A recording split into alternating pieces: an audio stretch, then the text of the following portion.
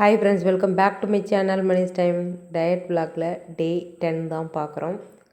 வியாழக்கிழமைக்கு எடுத்த வீடியோ. காலையில் 5:30 மணிக்கெலாம் டே ஸ்டார்ட் ஆகிடுச்சு. முதல்ல வந்தோன்னே ஃபஸ்ட்டு வேலை பார்த்திங்கன்னா வெயிட் செக் பண்ணுறது தான். 75,800 இருக்குது. திரும்ப திரும்ப சந்தேகப்பட்டு வெயிட் செக் பண்ணிகிட்டே இருந்தேன். அப்போ தான் நமக்கு 100 கிராம் குறைஞ்சா 100ஓட 100 சேர்த்து 200 கிராம் ஏறிடுமே. அதனால வெயிட் செக் பண்ணிகிட்டே இருந்தேன். ஹாப்பி தான். காலையிலேயே பார்த்திங்கன்னா டிஃபனும் பண்ணணும், லஞ்சும் பண்ணணும், பசங்களை கிளப்பியும் விடணும். இதில் மிட்டம் எக்ஸாம் போயிட்டுருக்கு. காலையிலையும் டியூஷன், சாயந்தரமும் டியூஷன். 5:30க்கெல்லாம் கொண்டு போய் விட்டுட்டு திரும்ப 7:30க்கு போய் கூட்டிகிட்டு வரணும். அதுக்கிடையில் சமைச்சு முடிச்சிடணும். அரிசியை கழுவி அடுப்பில் வச்சு விட்டேன். சாப்பாடு வெந்தோன்னே வடிக்க வேண்டியது தான். ரசம் வைக்கணும், பீர்க்கங்காய் பொரியல் மாதிரி வச்சிடணும். அதுக்கப்புறம் தோசைக்கு தொட்டுக்கிறதுக்கு வேறு வைக்கணும். இந்த கவர் என்னடான்னு பார்த்தேன். நைட்டு கடாய் வாங்கிட்டு வர சொல்லியிருந்தேன். அதை தான் வாங்கிட்டு வந்திருந்தாங்க. அதோடு சேர்த்து பழம்லாம் வாங்கிட்டு வந்திருந்தாங்க. ஒரு எட்டு பார்த்துட்டு அதுக்கப்புறம் அவங்களுக்கு மாதுளையும் பச்சை பயிறு முளைக்கட்டினதையும் கலந்து கொடுத்துட்டேன். டீ குடிக்கிறது பழக்கி விட்ட மாதிரி இந்த நல்ல பழக்கமும் பழக்கி விட்டோம். நாம் தான் ஒருத்தரை ஆக்குறோம், அதே மாதிரி நம்மளே நல்ல பழக்கமும் சொல்லித்தரோம். டீ குடிக்கவும் சொல்லி கொடுத்தோம் நாங்கள் தான். அவங்க டீ குடிக்க மாட்டாங்க, ஆனால் நாங்கள் குடிக்கும்போது கொடுத்து பழகிட்டாங்க. அதே மாதிரி நான் சாப்பிடும்போது கலந்து கொடுத்துருவேன், சாப்பிட்டுக்குவாங்க. தோசை கரண்டி, அந்த தண்ணி தள்ளி விடுற வைப்பரு, கடாயி, அதுக்கு தகுந்த மாதிரி மூடி. ஃபஸ்ட்டு நல்லா ஸ்வீட் ரெசிபி தான் செய்யணும் கடாயில் அப்படின்னு நினச்சிட்டு இருந்தேன். ஆனால் சட்னி வச்சுட்டேன். கடாய் வாங்கினா ஈஸியாக செய்கிற ரெசிபி கேசரி, அதை தான் செய்வேன். நீங்களாம் புதுசு பாத்திரம் வாங்கினா அதில் என்ன ரெசிபி செய்வீங்க அப்படின்றத சொல்லுங்கள். இந்த ஸ்டிக்கர்லாம் பராண்டி விட்டுட்டா பார்க்க அசிங்கமாக இருக்கும், என்ன செய்கிறது அப்படின்னு நினச்சிட்டு இருந்தேன். அப்புறம் ஒரு வீடியோவில் பார்த்துருந்தேன், அடுப்பில் ஹீட் பண்ணால் வந்துடுது அப்படின்ட்டு. அது மாதிரி செய்யலான்னு எடுத்து வச்சிட்டேன். நைட்டு பார்த்திங்கன்னா பழமும் வாங்கி கொண்டு வந்து வச்சாங்க. செவ்வாழைப்பழம், கொய்யாப்பழம், மாதுளை, ஆரஞ்சு. டயட் ஆரம்பித்ததும் போதும் நல்லா பழம் சாப்பிட்டுக்கிறோம். அது மட்டும் இல்லை, சாதாரணமாகவே பழம் வாங்கி கொண்டு வந்து தான் கொடுப்பாங்க நிறையாவே. இந்த பக்கம் வந்துடலாம். அடுப்பில் லைட்டாக ஹீட் பண்ணுவோம். இந்த ஸ்டிக்கர்லாம் பழம் வந்துருச்சு.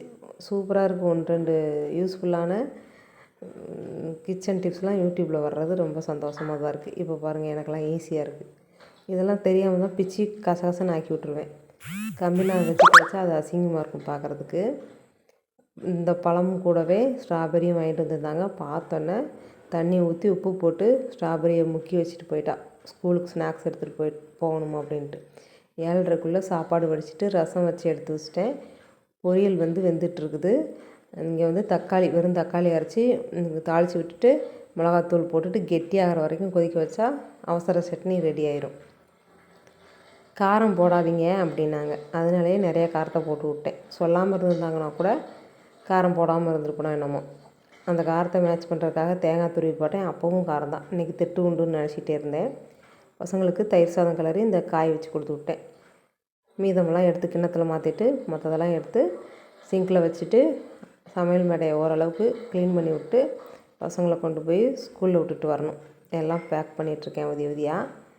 8:30க்கெல்லாம் வீட்டிலேருந்து கிளம்பிடுவோம். லஞ்ச் ரெடி, பேக் பண்ணிக்கலாம். ஸ்கூல் அனுப்பிட்டு வந்து தான் என்னோடய சாப்பாடு பிரேக்ஃபாஸ்ட் சாப்பிட்றேன். ஒரு சப்பாத்தி, கொஞ்சமாக அந்த பீக்கங்காய் வச்சு இந்த கடாயில் சாப்பாடு போட்டு பரட்டிக்கிட்டேன். சட்னி, ஒரு மாதுளை, 2 கைப்பிடி அளவு முளைக்கட்டின பச்சைப்பயிரும் மாதுளை மட்டும் கூட சாப்பிட்டுக்கலாம். ஆனால் பசியாக இருக்கவும் சப்பாத்தியும் தேய்ச்சி ஒரு சப்பாத்தி மட்டும் போட்டு சாப்பிட்டேன். பீக்கங்காயும் ஒயிட் ரைஸும் செம்ம டேஸ்ட்டாக இருந்தது. ஆனால் சாப்பிடல, அப்படியே விட்டுட்டேன். இந்த மாதுளையும் பச்சைப்பயிரும் கலந்து சாப்பிடும்போது சூப்பராக இருக்கும். வெயிட் லாஸில் நல்ல சத்தான ஆதாரமும் எடுத்துக்கோங்க. வெயிட் லாஸ் பண்ணுற இதெல்லாம் சாப்பிட்டா குறையுமா நினைக்காதீங்க. இதெல்லாம் சாப்பிட்டா தான் நல்லது. அதுக்கப்புறம் பார்த்திங்கன்னா சிவராத்திரி முடிஞ்சு மறுநாள் எங்கள் ஊரில் வீடு துடைப்பாங்களாம். காலையில் எங்கள் மாமியார் சொன்னாங்க. அதை வேறு காதில் வாங்கிட்டேன். அதனால் மறுபடியும் வீடு துடைக்கிற வேலை இருந்தது. அடுப்பெல்லாம் தேய்ச்சி கழுவி விட்டுட்டு வீடெல்லாம் துடைச்சி விட்டுட்டு மேட்டெல்லாம் துவைக்கணும். அந்த வேலை வேறு பெண்டிங்கில் இருக்குது. நீங்களாம் இந்த மாதிரி செய்வீங்களா அப்படின்றத சொல்லுங்கள். எத்தனை வாட்டி தான் துடைச்சி எடுக்கிறது? அம்மாடி முடியலை. எப்படியோ ஒரு வழியாக சீக்கிரம் துடைச்சி முடிச்சுட்டு மேட்டெல்லாம் துவைச்சி வந்தாச்சு. வந்ததுக்கப்புறம் கருப்பு கவுனி அரிசி காலையிலே ஊற வச்சுருந்தேன். நல்லா அரைச்சிட்டு தண்ணி ஊற்றி வேக வச்சுட்டேன். இது கஞ்சி குடிச்சிக்கலாம் மதியானத்துக்கு அப்படின்ட்டு. நல்லா வேகணும், சுண்ட வேகணும். சோப்பு செஞ்சு வச்சுருந்தேன். அதை எடுக்கிறதுக்கே பயமாக இருக்குது. கெட்டியாக ஆகாமல் குழக்குழன்னு இருந்ததுன்னா போச்சு. அதனால் 4-5 நாளைக்கு அப்படியே கூட இருக்கட்டும், அதுக்கப்புறம் எடுத்துக்கலாம் அப்படின்ட்டு விட்டுட்டேன். லைட்டாக சாஃப்டாக இருக்குது, லொலக்குன்னு உள்ளுக்குள்ளே போகிற மாதிரி. டைட்டாக இருந்தால் தான் நல்லாயிருக்கும் அப்படின்ட்டு அதை அப்படியே வச்சுட்டேன். பசங்க தான் ஓயாமல் கேட்குறாங்க, அம்மா சோப்பு ரெடி ஆகிடுச்சுன்னா எடுத்துக்கிட்டுங்க, நான் தான் எடுக்க மாட்டேன் அப்படின்ட்டேன். இப்போ நமக்கு லஞ்சு ரெடி ஆயிடுச்சு, கெட்டி ஆயிடுச்சு. அதனால் கொஞ்சமாக கப்பில் எடுத்துக்கிட்டு உப்பு போட்டு கலந்தாச்சு. கலந்துட்டு இந்த பீர்க்கங்காய் துவையல் வச்சு லஞ்சு சாப்பிட்ற வேண்டியது தான்.